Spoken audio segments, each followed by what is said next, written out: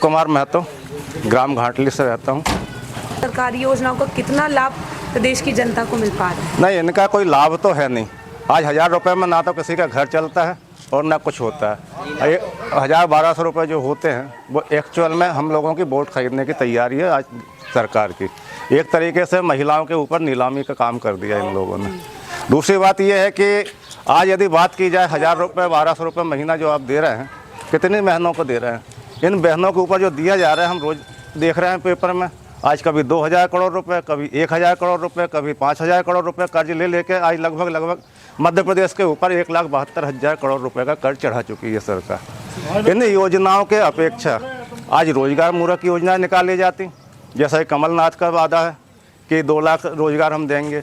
आज भारत मध्य प्रदेश सरकार के पास स्वयं के पास लगभग 1,72,000 पद खाली हैं, जिनको यदि भरा जाए तो मध्य प्रदेश के 25% युवा रोजगार हो जाएंगे। दूसरी योजनाएं भी निकाली जा सकती हैं।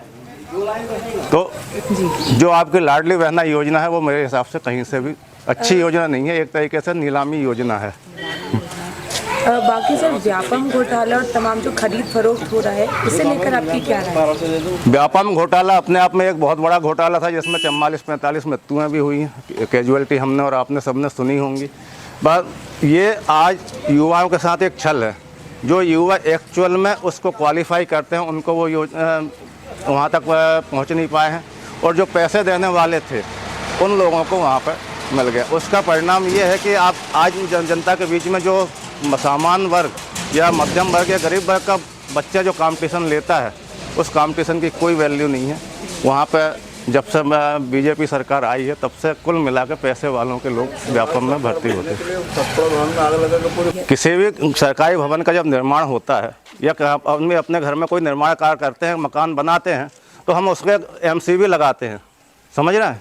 एक MCB का ये होता है कि शॉर्ट सर्किट होता है, स्पार्क भी नहीं हो पाता है और बिजली वहाँ पर बंद हो जाती है। ये हम कैसे मान लें कि इतने बड़े भवन, सरकारी भवन में मतलब आग लग गई और शॉर्ट सर्किट से वहाँ पे MCB स्ट्रिप नहीं हुई? दमकल भी नहीं पहुंची। हाँ, राजधानी में नहीं और ऐसा भी सुनने में आया कि दमकल भी 2-3 घंटे बाद पहुंची थी। क्यों ऐसा हुआ भाई? अरे मैं तो ये कह रहा हूँ कि उसको 60 के अंदर सिमटना है शायद।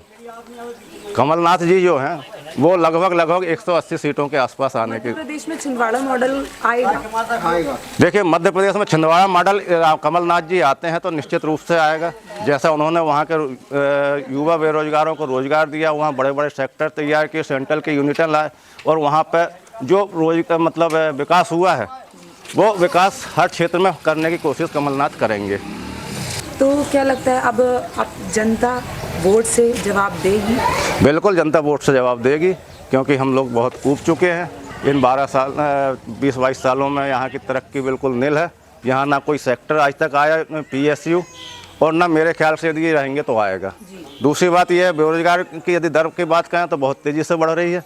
यहाँ पर रोज़गार सब खत्म हो चुके हैं और उम्मीद भी नहीं है कि इनसे आएंगे। हाँ, यदि कमलनाथ जी आते हैं तो हमारे यहाँ पहले भी उन्होंने जिस समय 18 महीने रहे थे उस समय उद्योगों की चर्चाएं हुई थी और शायद चालू करने की व्यवस्था बनी थी, परंतु चूँकि इनको लग रहा था कि यदि इन्होंने कुछ कर दिया तो हमारी सरकार फिर दोबारा नहीं बन पाएगी कभी, तो इन्होंने कुछ लोगों को तोड़ के और कांग्रेस को सरकार को गिरा दिया था। यही उनका आगे भी प्लान रहता है कि कहीं भी इन्होंने आज पूरे भारत के अंदर जहाँ भी देखो कि कोई अच्छी सरकार काम कर रही है उसको गिराना है या उसके पीछे CBI ED की रेड डालना है। यदि कांग्रेस सरकार प्रदेश में आती है तो बदलाव की एक ऐसी लहर आएगी जिसके विषय में हम लोगों ने कभी सोचा भी नहीं था।